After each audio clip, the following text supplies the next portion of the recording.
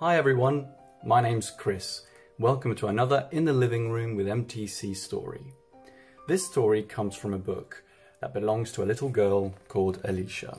This is her favourite book, and her favourite story of the book is a story called The Elves and the Shoemaker by the Brothers Grimm.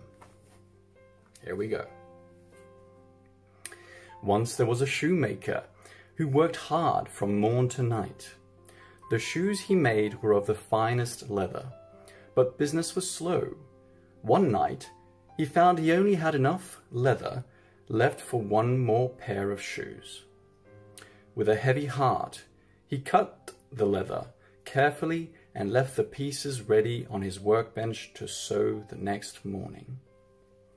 He blew out the candle and crossed the yard from his little shop into the house. The next day, the shoemaker was up early as usual.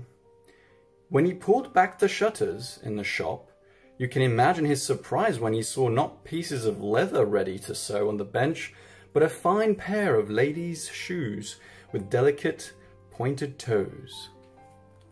Here's a picture. That's the shoemaker there. That's the candle he blew out. Those are the shutters he's pulling back. And those are the ladies' shoes.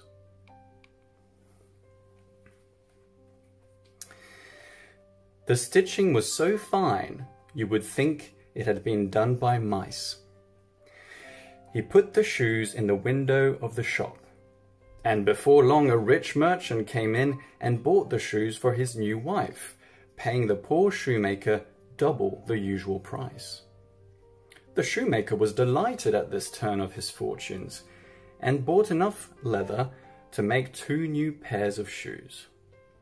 Once again, he cut the leather and left the pieces on his workbench to sew the next day. And the next day, the shoemaker was up even earlier than usual.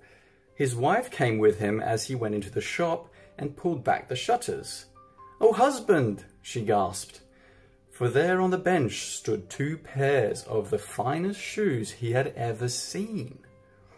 There was a green pair with red heels, and a pair so shiny and black the shoemaker could see himself in them. He put the shoes in the window, and very quickly in came a poet who bought the green pair with red heels, and not far behind him there was a parson who bought the shiny black pair, and both paid him with a great deal of money for the splendid shoes with stitching so fine you would think it had been done by mice. This continued for many days. The shoemaker would buy new leather and leave the pieces cut ready on his bench at night, and when he came back in the morning, they would be the most exquisite shoes. The shoemaker's reputation spread, and his shop was soon full of customers. Before long, the shoemaker and his wife were no longer poor, but they still lived simply, as they had little wish for the luxuries of life. One day, the wife said, "Husband, I think we must see who has given us this good fortune so we may thank them." The shoemaker agreed.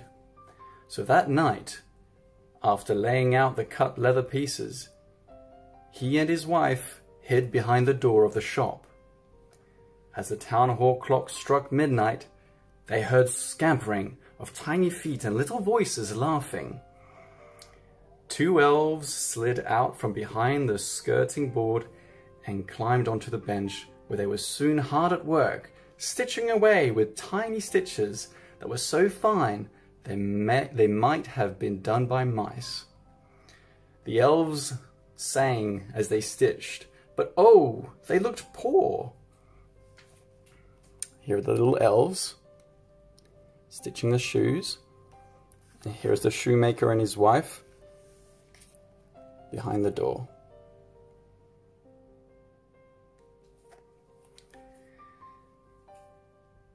Their trousers were ragged, their shirts were threadbare, and their feet looked frozen as they had neither socks nor shoes. Soon the leather was gone, and on the bench stood more shoes. The elves slipped away. The next day, the shoemaker took some green and yellow leather and made 2 little pairs of boots, yellow with green heels. The wife took some cloth and made 2 little pairs of red trousers and 2 green jackets with silver buttons. She knitted 2 little pairs of socks.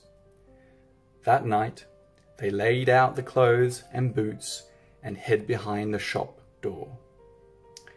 As the town hall clock struck midnight, the 2 elves slid out from behind the skirting board and climbed onto the bench. When they saw the gifts, they clapped their hands in delight, flung off their old rags, and tried on their new clothes and the boots. They looked splendid. Then they slipped behind the skirting board, and the shoemaker and his wife never saw them again. But once a year, when the shoemaker opened the shop in the morning, on his bench he would find a pair of shoes with stitching so fine you would think it had been done by mice. Here's that, another nice pair of shoes there. So that's quite a fun read. So if you feel like doing a good deed, don't hesitate. See you next time.